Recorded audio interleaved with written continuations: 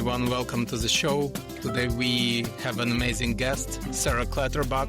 She is one of the most respected engineering leaders in the industry with 30 plus years in tech. Sarah is a former senior director of engineering at Google, where she led teams building large-scale, high-impact products. And before Google, she held senior roles at LinkedIn, Yahoo, and Apple. Beyond her technical leadership, Sarah has been a strong advocate for women in tech, mentorship, and building healthy engineering cultures. Sarah, we're so excited to have you here. Welcome to the show. Thank you. It's nice to finally get a chance to chat with you all. I think we got introduced a while ago, and I've been looking forward to this. And we also excited to talk a little bit more about your career and explore your path. And one of the news you shared recently on LinkedIn is that you are out of office indefinitely. Can you tell us a little bit about what was the driving force and the driving decision to step away from your role at Google? Yeah, it's a great question. And I think something that folks have asked me over the last few months as I've been kind of leaning out. But I think that, this is something I've been thinking about for a couple of years. I had thought that the role that I was currently doing would probably be kind of the last in that kind of shape, and that I would do something very different afterwards. And then about 2 years ago, I went to this seminar where we were kind of challenged to design the next phase of our career. And I came forward with this kind of vision where I would take a break and spend substantial time with family in travel and outdoors and getting to know Switzerland. And so basically decided to pull the trigger on that more recently after kind of getting to a good stopping point with my journey at YouTube. Like we had built a really strong business and a really strong team, and I felt like it was okay to step away. Yeah, and it's very interesting to explore that phase of your career. And we in our discussions before, we called it like almost going to or summoning a second mountain. And can you tell us a little bit more about how you are thinking about that second mountain and what kind of space do you need before you actually choose it? Yeah, I think I'm actually leaving the canvas quite blank at this point. So I really want to take the time and space and consider how I want to spend my time going forward. I think I heard it described recently that I'm in the youth of old age. And so I want to make sure I kind of maximize that as I choose to do. And so I've been thinking that I'd probably be not focused on work type things for at least 2 years to really create that space. And then, I'm kind of open as to whether I would build a tech company, build a company doing something completely different, go into nonprofit, a number of areas that I might explore during the next couple of years. I think your canvas has been so colorful, vibrant over the 30 years of amazing adventures across companies that are very much the coveted employers of that era. So in each decade of your career, you were associated with a company that was at the peak of its success and impact to the industry. So a very well-earned opportunity to wipe the canvas clean and march ahead. Sarah, tell us about that 30-year arc. It's very seldom that you run across people who've done similar things in 3 very big giants: Yahoo, Google, LinkedIn, and also Apple. I think 4. This is a marvelous journey. Tell us a little bit more into your mind as you were navigating this maze. Yeah, I think, early in your career, maybe you're not so self-directed. Maybe you're just kind of trying to establish yourself and establish expertise. And in my case, I was trying to pay off student loans and get myself out of debt and stuff like that. So I don't know that I had any grand plan at the beginning. I was really kind of just, looking for cool things to work on where I could make an impact and then, earn some money. I think that was those were kind of the three goals at the beginning. And then I'd say the first job I did not, the first two jobs actually, I did not make the decision to leave. I was laid off. So the first company where I had an internship and then worked full time during university. They actually closed their US office around the time I graduated. And then the next tech company I worked for, which was a late stage startup, ended up going public, but then crashing in the dot-com bust. And so I found myself looking for work again. And I think it was, at that point, I focused more on established companies just for a little bit more, I don't know, stability, but then looked for like really interesting problems to solve within that context. And then I think like around the time I ended up leaving Yahoo was when I thought that I had the capability to kind of do more and to possibly reach the executive level. And so I was a bit more intentional in that next choice to go to LinkedIn because I felt like that was A, a mission I felt really good about, but B, a company that was really on the rise and growing fast. I could probably do well there if I had the capabilities I thought I did. Wonderful. Yeah, you faced the riff era way before any of us did. So what was your learning as two consecutive uh, experiences with the layoff? How did that shape the future for you? Well, I think in some ways it made me more resilient and more disciplined and maybe in some ways risk averse. So I think it had maybe good aspects and bad aspects for my career. I would say, I became very accustomed to living below my means, which, I think that was a good thing and has now enabled me to purchase 2 years of time, think about what I want to do next. So I think that was a good thing. I think I learned to be really scrappy and to figure out how to get into the next opportunity. And that was a good thing. I think that risk aversion was maybe a downside to being in that era because maybe I stayed certain places too long or didn't take enough risk later on in my Yeah. It's very interesting to talk a little bit more about your career at LinkedIn and the impact you had there. But before we dive into it, I wanted to talk a little bit more about transition into engineering. So what I know about your career path is engineering was actually not the initial area you started in, and your first tech job was in applied design and advertising, if I'm correct. And I know that many people try to make this transition from non-technical role into technical role. And sometimes they face a challenge because basically you have to prove yourself, your ability to deliver in that new capacity. Can you tell us what helped you to make that initial shift? What was your strategy and what would be your recommendation to somebody who is looking to pursue a very similar transition? Yeah, so I think, part of it was I hadn't had any real exposure to computer science growing up. And when I did, it didn't feel relevant to me. And so that became a lot of the impetus of getting involved in getting young women like relevant exposure to the industry and technology because I felt that there was something I missed out on. But I started my degree, as you said, in applied design, thinking I would go into advertising. And then my junior year of university, I took this internship at a tech startup, and they were building a very early WYSIWYG editor for the web. And so it was geared towards designers, but it would generate code. And I was doing technical support for them. And they sent me to some programming classes just so I would understand what this software was doing under the hood.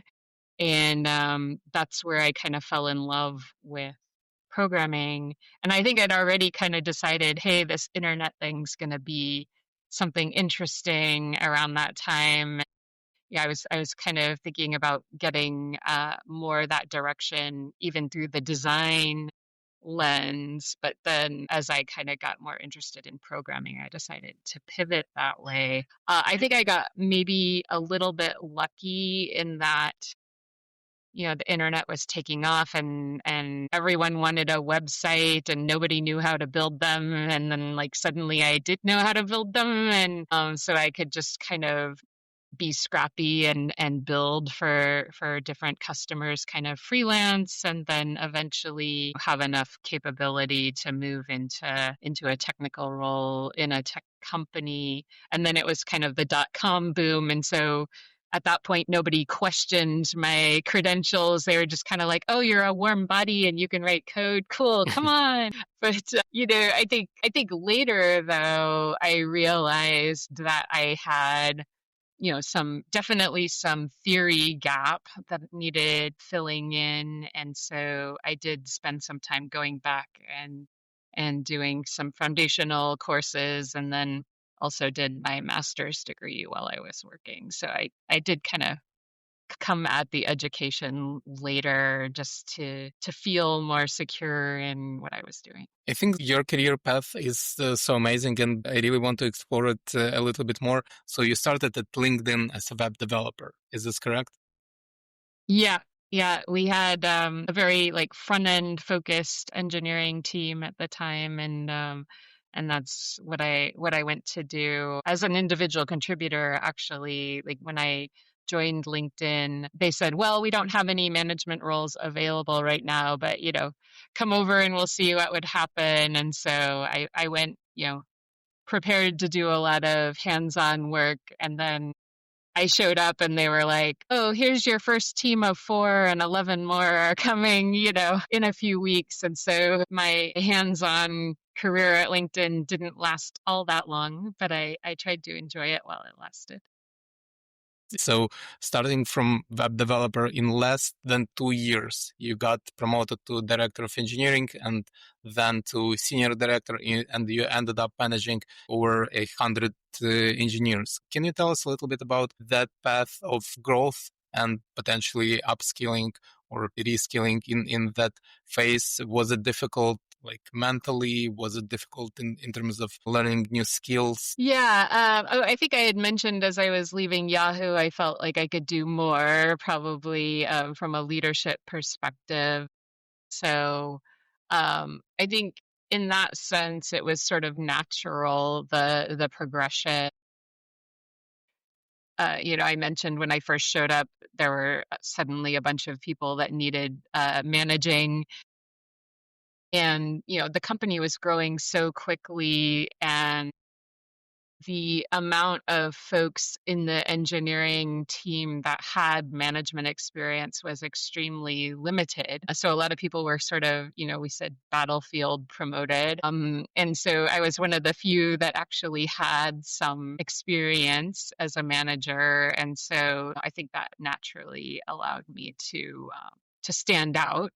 And then, I just believed that I could do more. And so, was happy to keep taking on more responsibility. But then, I think where the learning was a lot around managing up, uh, being, having executive presence, being a bit more savvy and navigating kind of difficult corporate dynamics, and all of that. I think expanding the team and expanding kind of technical impact came easier. I think all of those things took a little bit of sharpening, I guess, over the years that I was there. And then at some point it was kind of like, hey, could I do this again in another company? And so you kind of want to like prove it to yourself. I mean, I'd had a couple of different executive roles at LinkedIn, but then I wanted to prove again that I could do it. And so that was part of the next move.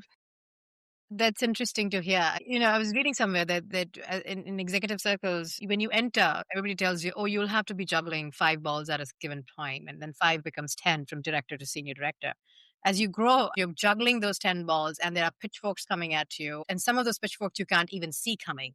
So there's a lot of sabotage, a lot of blind spots that you just don't know. You're just operating in your lane and you're like, I'm just getting better at juggling the balls. But actually, the game has changed on you. At this point, you have to protect yourself and your team from the attacks that are coming. And usually that side of the job starts to become the draining part. Sarah, was your experience similar? You talked about some of those aspects of the job being more where the sharpening of the edges was required. Thoughts on that? Yeah, I mean, I think one of the things that you have to get really comfortable with that nobody wants to become comfortable with is making hard decisions that are going to be unpopular for at least some part. I mean, if you have 100 people, there's no way you're going to please all of them all the time.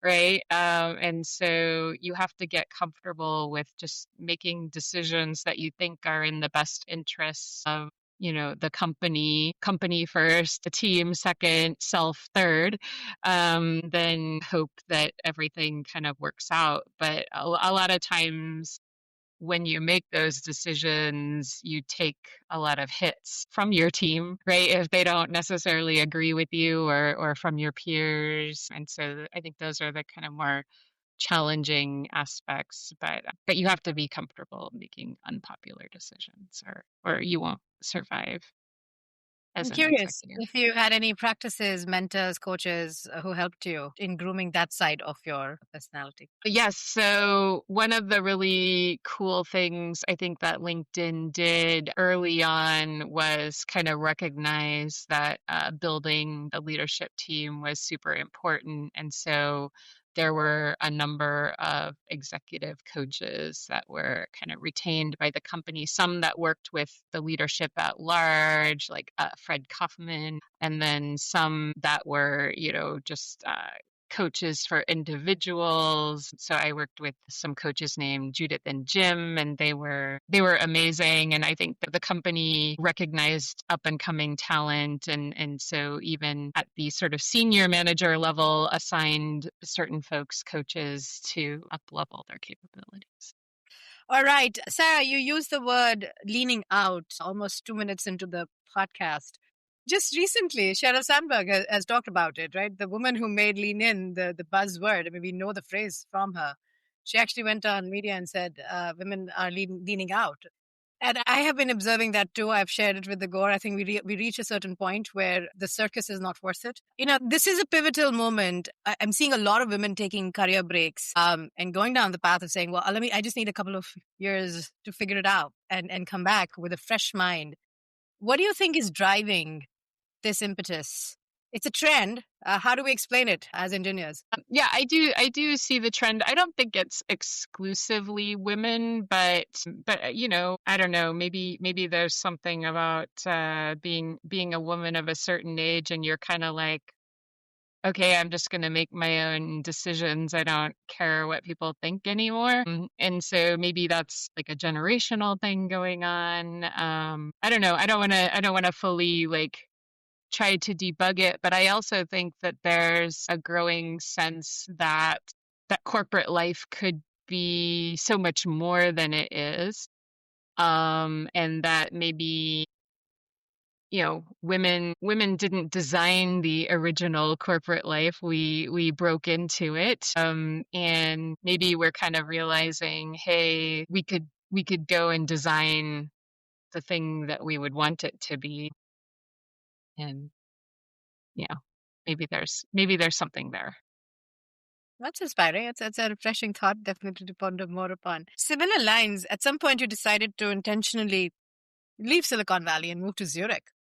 But tell me what triggered your move and how did the Silicon Valley get to you to the point to say, all right, let's go out? Because almost everybody I know in certain age groups is just trying to get into the Valley. The number of applications for any job in the Valley, and you took the reverse move. So tell us more. Yeah, well, the green pastures are a real thing here in Switzerland, but that's not what I made the move for. I think, look, I grew up in California. I grew up near Silicon Valley. I not as part of that culture. Like my family wasn't involved in tech in any way, but I just felt like maybe there were ways that I hadn't been stretched as a leader because I was just operating in this culture that I'd grown up in and had been in for all these years. And so I thought I should probably go to a different place and see like what things only work in the valley and what things are more universal part of the leadership experience. And then maybe I would learn something interesting by doing that and stretching myself culturally. And so um this was something that my husband and I had talked about for quite a few years. And then, I think it again became this kind of moment of, hey, time is not eternal. And, there was a health scare, and I thought like, okay, if we're going to do this thing, we should do this thing and not just talk about it. And so I kind of spent a year and a half or so looking for the right role and the right place. I was pretty open on where it would be. Like I was looking in Latin America and Europe, which are, I don't know, adjacent cultures to the US. So maybe not like a too crazy of a shift, but enough to mix things up a bit. There are more than 7 years, almost 8 years in Europe. Have you ever looked back at your decision? I think it's like one of the best decisions that I've made. I don't regret it at all. Like I think I did met a lot of interesting people that I wouldn't have otherwise met. I got to know this beautiful country, and I think I see myself making a home here long term. Yeah. So that's not something that I went into it expecting, but has been a really nice outcome. For people who are considering potentially a similar move, and of course we realize that Google and YouTube is a global company, have you noticed any differences in terms of leadership approaches, in terms of culture inside the organization after moving from Silicon Valley to Zurich? Like even within the company, are there different subcultures? Yeah, absolutely there are. And you also realize, I don't know, being in a remote office location, I don't want to say remote, but a secondary office is a unique experience. And I don't think you fully appreciate it if you're working in the headquarters office and working with global teams. It's very different than actually sitting in the position of being part of that global team. And so, yeah, I think it gave me a lot more appreciation for folks who are working in different time zones and different locations from the headquarters. Another very interesting aspect of your work and your transition to Zurich was that you became a site lead during COVID. And it was an interesting era in our lives or in our work life. And it's interesting to explore, and maybe you could share a little bit, how do you build culture when you can't physically be together with people you work with, and what did you learn about building a team and morale in that period when all of us were isolated and remote? Yeah, I think that was a really interesting period. And maybe kind of going back to the earlier part of the conversation, maybe I think it did cause a lot of us to kind of like reassess life and work and how these things maybe blend together or don't optimally. But I would say that in the beginning phase, it was easy to hold everyone together because we were all having this very shared trauma kind of experience, right? And so, I could express something in a chat room and instantly everyone around the world was having the same experience. Like that's a pretty rare moment in life. Yeah. And so I don't think that was the hard part. I think the hard part was when we all started having different experiences where some countries were coming back in, some were staying out. It was a mix. And then you had, life starting to open up again. And so I think people kind of during the early phase, work was what they were really focused on. There wasn't much else. It was like work and family, and that was it. And then when things kind of opened back up, people's kind of attention became very separate, and that became challenging to build culture within and consistency within. And so, but like at some point I was really hoping that we wouldn't flip all the way back to the before times, that we would sort of retain some of the good things that came out of that period.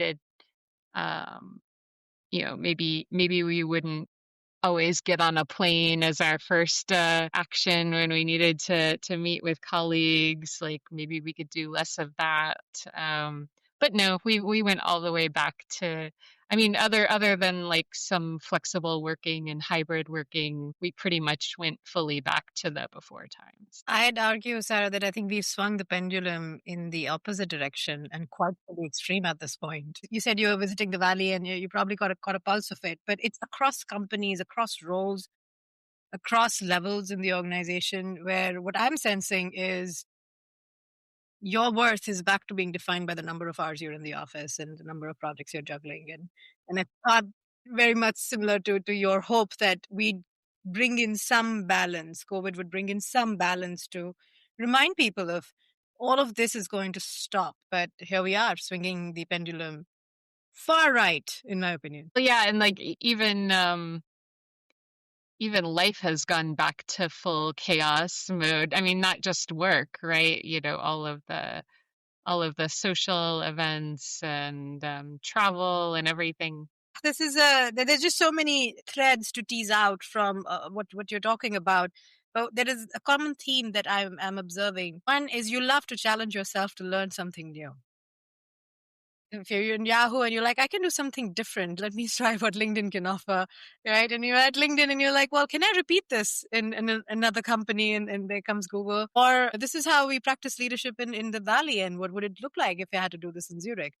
So you've always put yourself at the edge with the curiosity to learn more. How do you motivate yourself to make that the goal and not the rungs of the ladder? It's a good question. I think like if I start getting too obsessed with the rungs of the ladder, that becomes a sign that I need to mix something up, right? Because I've observed it's been an interesting journey being at Google, which I never thought I would end up at Google, because like I don't have the pedigree that Google used to look for, and yet somehow I miraculously got in. Probably the interview panel made a mistake or something. But there's a lot of people at Google who've spent their whole career there. And, just you see that people get focused on, the only path is the next rung on the exact career ladder that I'm currently sitting on. And that just feels very limiting to me. And so, I spent a lot of time as I was mentoring folks within the team and outside of the team at Google to say, like, there's a lot more out there in a career than just, level 4 to level 5 on the engineering ladder, or level 5 to level 6 on the design ladder, or, think of different ladders, think about different companies, think about different locations, think about building something of your own.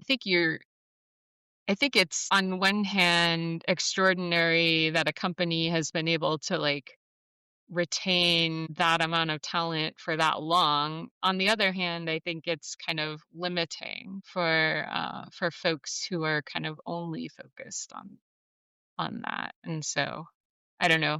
That always became a sign for me. Like, if all I was thinking about was like, oh, how do I get to VP? Then I'm like, I should do something else because I'm getting focused on the wrong thing. That's a very authentic statement. It comes from the heart and not from the impressions one's LinkedIn profile needs to leave. All right, let's step into the next segment. It'll be a last before we enter the closing.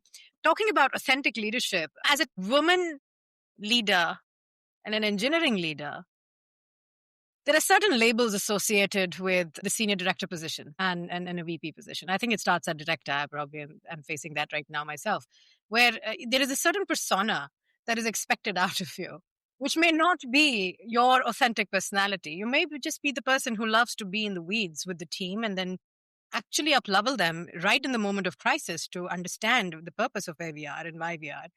And that's your style versus I'm at my desk and please let me know when something breaks so I can come and give my piece of guidance. How did you navigate that? You're a very authentic person. A lot of what you've shared is a true reflection of your intent. Was it difficult to be this authentic at the levels that you were and the companies that you were? I mean, I think I've always been very authentic and, even I think I have answered questions quite authentically in most settings, whether it be a big forum or one-on-one with folks. So I've always felt pretty comfortable with that, though, I think obviously you have to, sometimes there's things that you can't say for whatever reason, right? And I think there's ways of, communicating things without saying them. And I try to do as much of that as possible to kind of remain true to myself. And, I would say that being an individual is also great. I think people find it refreshing to meet folks that aren't, a carbon copy of everyone else that they work with.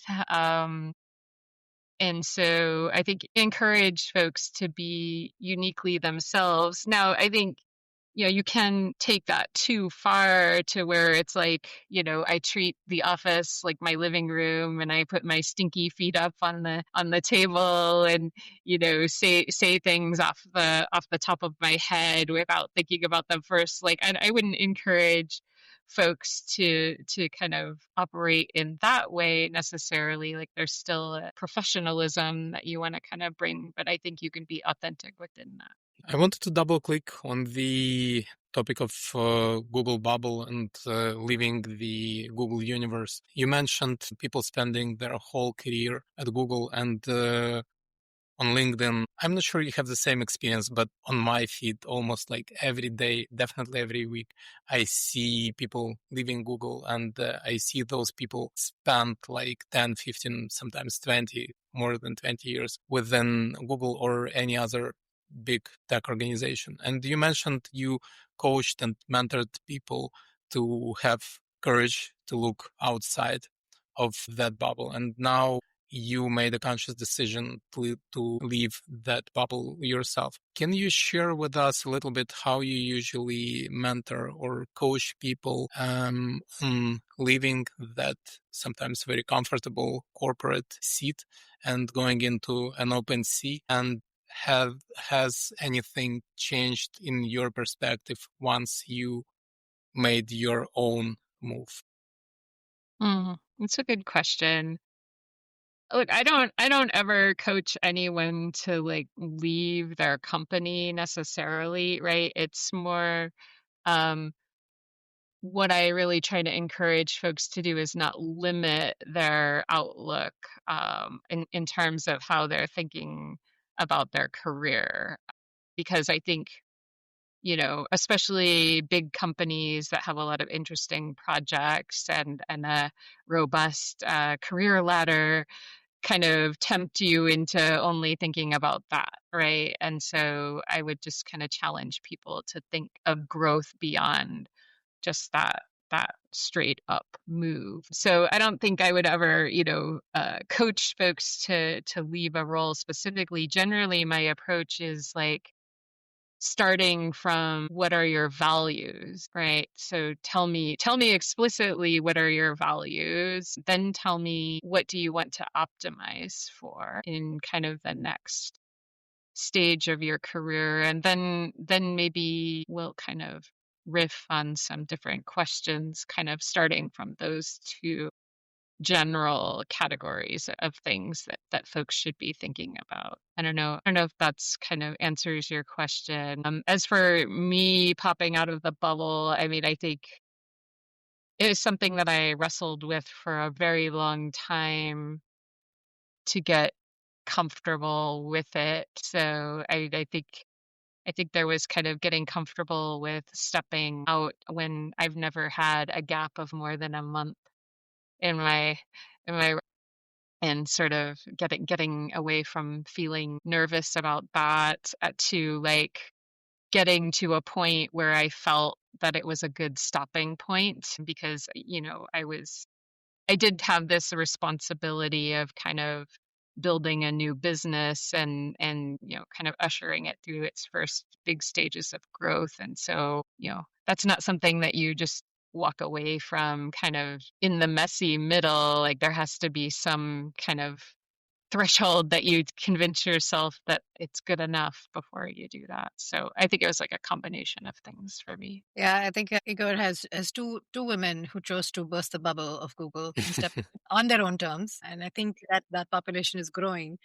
But Sarah, you're right. At some point, you realize that you're so comfortable here. I was at Google for 9 years, and I was so comfortable that when somebody said, "What's your skill?" I said, "Navigating Google." That can't be a skill that I can put on a resume. That's a good skill if you want to do more navigating of Google. It's a great skill if you want to climb the ladders and just be comfortable doing what you are, and that kind of reap in your network. And of course, there are moments of reflection and regret, and you say, "Well, I had it so comfortable. Why did I burst the bubble, right?" And then I'm sure every person who leaves Google on their own terms has to answer that tough question, because the world outside is going to be extremely brutal to you. You have not seen what the industry is going to make you go through. But guess what? The ships are not meant to just anchor in the harbor. You have to get out of the harbor and see what's beyond the horizon. And if you are somebody who likes to embrace the horizon, and Sarah, you're a classic example of that, being on the edge all the time to get to the next opportunity of learning, then at some point Google's going to exhaust itself, because what it's making you really good at is navigating Google. But there are other skills to be learned and honed. Fascinating conversation. Unfortunately, we're coming at a close here. So much to learn from your journey.